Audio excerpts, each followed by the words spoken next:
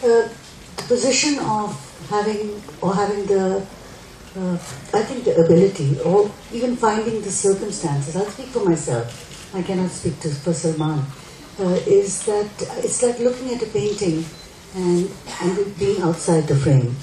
And this isn't something that I even expected. When I first moved to Canada from India, I was 24 years old, and I'd grown up in India, and went to university there in Delhi, and got married in India. And when I thought I'd moved to Canada, I thought it would be for a couple of years, and before you know it, you have children, and then you have investments that are emotional in another country. So my relationship with India became one of a person from the diaspora as they look at their homeland. I didn't feel that I was removed from my homeland. I didn't feel that I was not in touch with my homeland the way I wanted it to be, but it was a different relationship. So I don't think that it was a matter of a relationship of privilege or a status that gave me privilege. I think it was just what I found myself. And you develop a sense of relationship according to that status. As for the love-hate relationship, I mean, I've always felt that as an NRI, that I always had, for the longest time, I looked at India with rose-colored glasses. I mean, there was nothing, the sun rose and set with India. And it was basically, I don't think it was very realistic. It was the relationship of nostalgia. Everything, music, the weather, the monsoons, everything became, and I realized that I was looking at it as a foreigner, because nostalgia is a standpoint that belongs to outside. And when I realized that, it became different. So then you slowly, with Midnight Children, you can slowly have sort of charted away from the outside to the inside. And I think, yes, you're absolutely right. I feel I have charted away from the outside into an acceptance that I'm actually a part of the diaspora, and the way I look at it is different. And that comes with a bit of pain also. It's a double-edged sword. It's sort of realizing, and I guess I'm growing old too, that you realize that my relationship with India is as strong as it could be, but it's different. And I have to accept the fact that I am an NRI, non-resident Indian. And somebody told me the other day that NRI now stands for non-required Indians, so you don't know. Now, to talk about the music of the film, the music used in the film sort of changed the film from being a sort of adaptation of Salman Rushdie's novel to a Deepa Mehta film, and with its homages to the S.D. Burman Sahib's Ludhianvi Pyasa or Jagjit Singh with the Nitin Shawnee's soundtrack. So, can you talk about the part music plays in not just Midnight Children but your other films? How do you integrate music during the process of filmmaking? Do you think about the music while you're filming it, or is it a part of integration after post-production? I think that my relationship with music and my films is integral. And for me, it's as important a component of a film as is casting, sound design, camera work, production design. And I, in fact, start thinking of the music while the screenplay is being written. Because I think that, in fact, songs and music in the tradition of our theatrical and traditional background can really push the narrative forward. So if a certain song, whether it's a piece of music or the use of, say, Rag Bhairavi or in a certain period, what am I trying to convey with that? And I think that if it doesn't push the narrative forward, there's no reason for it to be there. And for me, music has always been an imperative form of that can move the story along.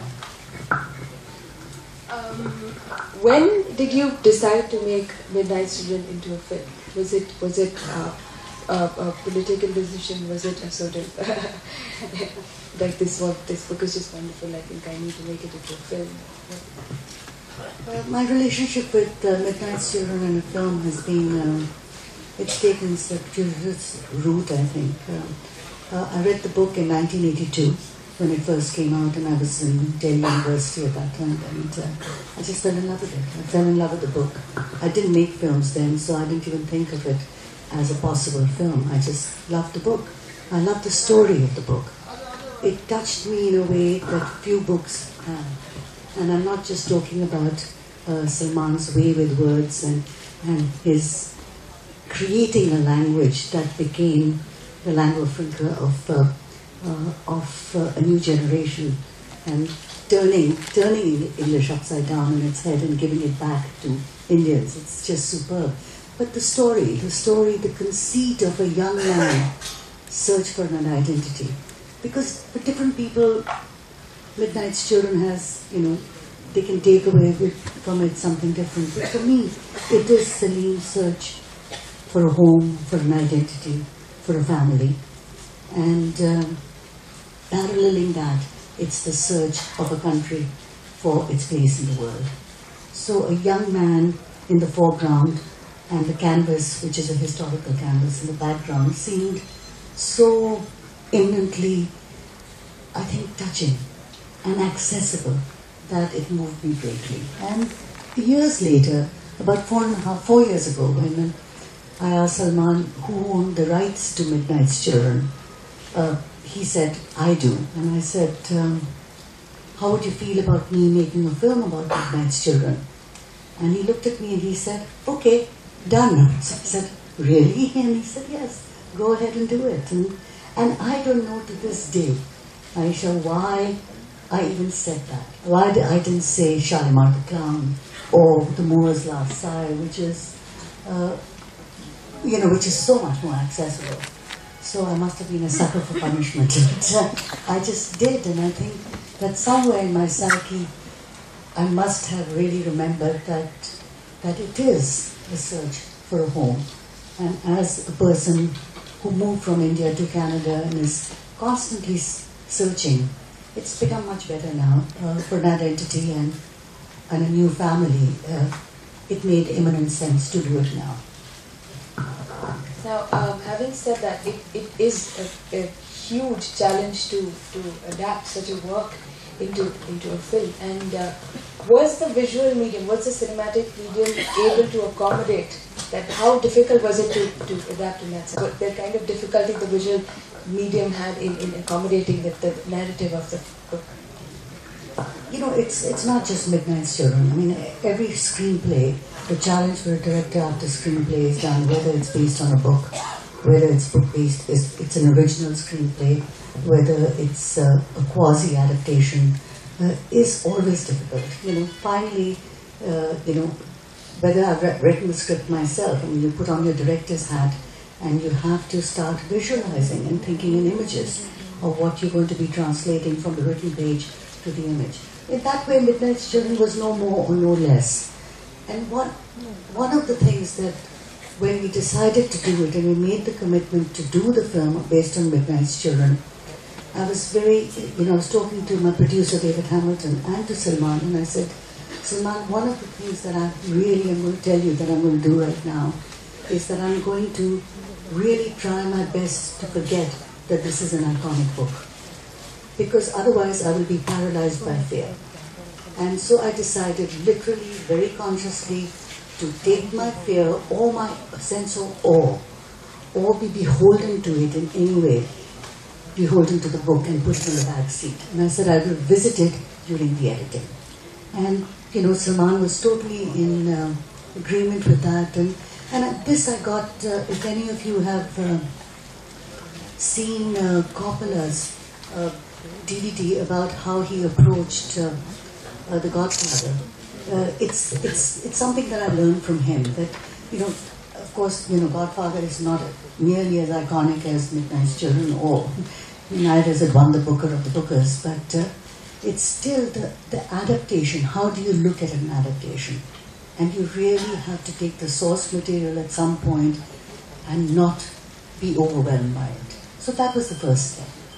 So did you always think did you think of approaching the film through other genres, say maybe a slightly more surreal visual language, or comedy or absurdist sort of a setup? Did you think of anything of that sort, or was it always? I think once we'd done the script and Salman Rushdie wrote the screenplay, there are things that flitted through your brain, and I said, oh my God, we could go the route of anything, the way film is even shot these days. It's very fast cutting, the scenes are broken down in totally different ways, and it could be surreal, and we could have shot it on my cell phone.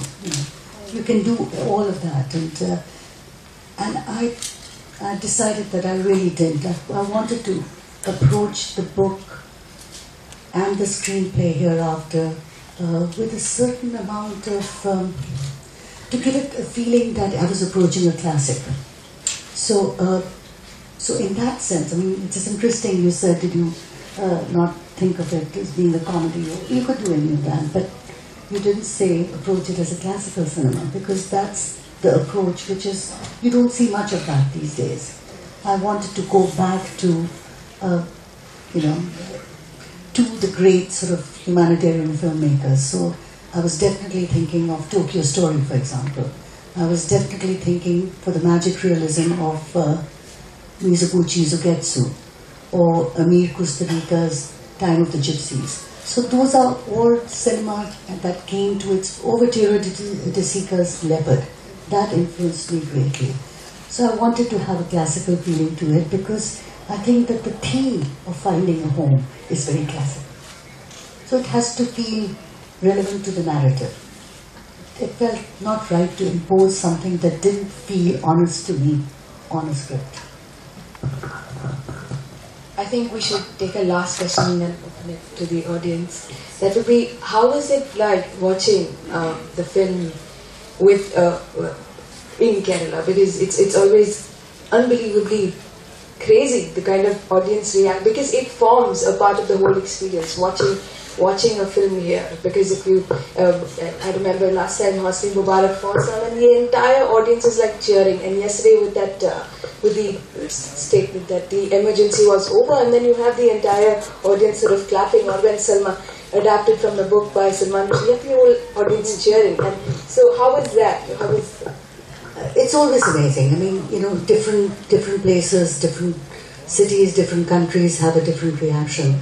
But this reaction, I mean, this screening was really important for both Salman and myself.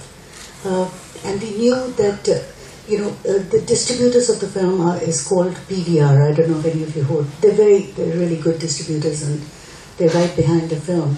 And about 3 days ago, they decided that they only wanted one screening of the film. They felt that they would like just one screening, and that when the film is released, then there will be as many screenings as possible. So at the last minute, the day before yesterday, there was supposed to be one screening this morning. So 2 days ago, that was cancelled because the distributors didn't want the screening. So suddenly, I was thinking that I'd see the film this morning. So, but I came yesterday, and it was wonderful. I mean, the place was packed, and there was this wonderful, your minister, he was sitting on a stool, so I felt very guilty. So I said, and there were about 3 of us, so I felt that after the beginning that I should give my seats to somebody. I've seen the film about 100 times, so I didn't need to see it again. And I gave my seat to a wonderful older woman, and we came towards the end, and so we saw a bit of that reaction. And it was such a high, and I immediately emailed Salman, who was in New York, and because I promised him that I'll tell him what the reaction was, and I emailed him, and he said, I love Kerala, so that's all of you. Actually, one last question. Having spoken about Visconti, there is a certain sort of allusion to times, Karachi and Bombay, those times of the 40s with their soirees. And how was it like revisiting Bombay during the 40s sequence, etc.? We did a lot of the interior of the shooting took place in Sri Lanka, and then all the exterior shots were shot in Bombay, and relevant parts in Delhi, and in Agra, and in Karachi, and in Kashmir, of course. But Bombay was, I think that Bombay was the most difficult because the skyline of Bombay has changed so much. You could not put a camera anywhere. It was very difficult to find vantage points where you did not see. Forget the skyscrapers. What really hits you about it not being period are the black Syntex water tanks. They are all over. And there's just so many that you can hide. So it was a big challenge for the production designer. So I think we can